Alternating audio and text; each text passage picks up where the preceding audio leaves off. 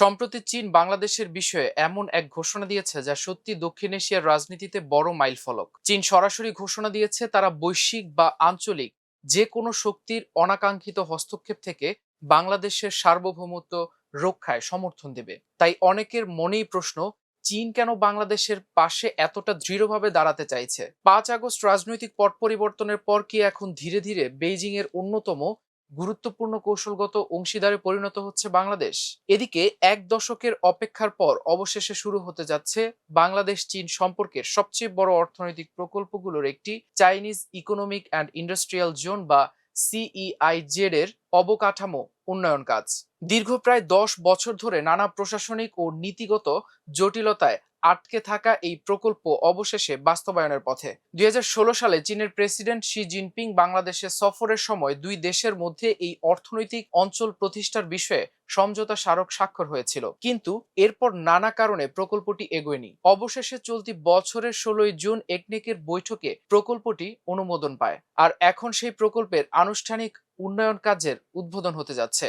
চট্টগ্রামের আনোয়ারায় প্রায় 783 একর জমির ওপর গড়ে ওঠে এই বিশেষায়িত অর্থনৈতিক ও শিল্পাঞ্চল।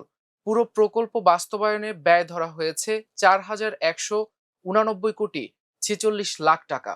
এর মধ্যে বাংলাদেশ সরকার দেবে প্রায় 1,722 টাকা এবং বাকি 2,467 টাকা ঋণ হিসেবে দেবে চীন।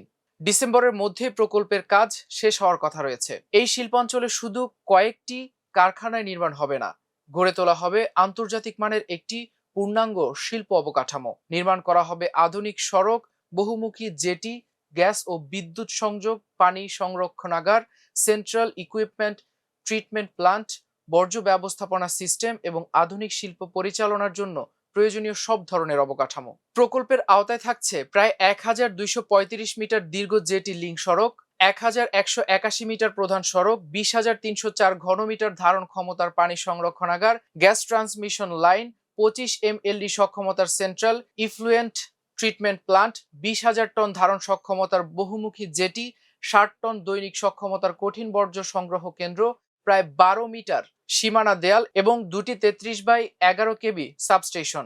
বাংলাদেশ অর্থনৈতিক অঞ্চল কর্তৃপক্ষ বা বেজার তথ্য অনুযায়ী প্রকল্পটি বাস্তবায়িত হলে প্রত্যক্ষ ও পরোক্ষভাবে 1 লাখেরও বেশি মানুষের কর্মসংস্থান সৃষ্টি হবে।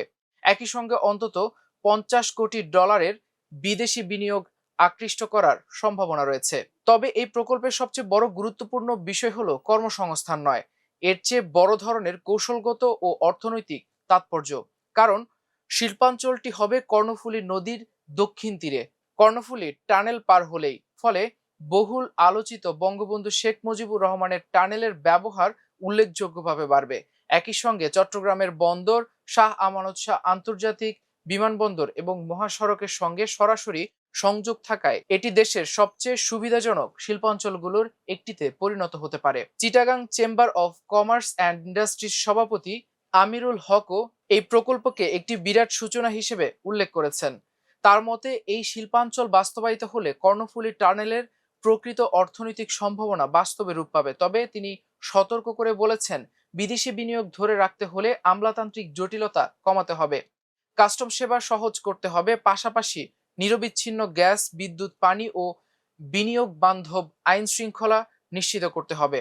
অন্যদিকে বিজেএমই এর পরিচালক এবং ইন্টারন্যাশনাল বিজনেস ফোরাম চট্টগ্রামের সভাপতি SM আবু তৈয়ব মনে করেন, শুধু শিল্পাঞ্চল গড়ে তুললেই হবে না, সেখানে কি ধরনের শিল্প আসছে সেটাই সবচেয়ে গুরুত্বপূর্ণ। তার মতে টেক্সটাইল, কেমিক্যাল, অটোমোবাইল, ঔষধ ও ভারী শিল্পে বিনিয়োগ এলে বাংলাদেশের অর্থনীতি সবচেয়ে বেশি লাভবান হবে। তবে যদি শুধু নতুন গার্মেন্টস কারখানা গড়ে ওঠে তাহলে প্রত্যাশিত অর্থনৈতিক পরিবর্তন নাও আসতে পারে। বেজার তথ্য অনুযায়ী এই শিল্পাঞ্চলে রাসায়নিক, অটোমোবাইল, গার্মেন্টস, ঔষধ সহ বিভিন্ন রপ্তানিমুখী শিল্প স্থাপনের পরিকল্পনা রয়েছে। পাশাপাশি এটি হবে বাংলাদেশ ও চীনের মধ্যে প্রথম বিশেষায়িত সরকার টু সরকার বা G2G অর্থনৈতিক অঞ্চল।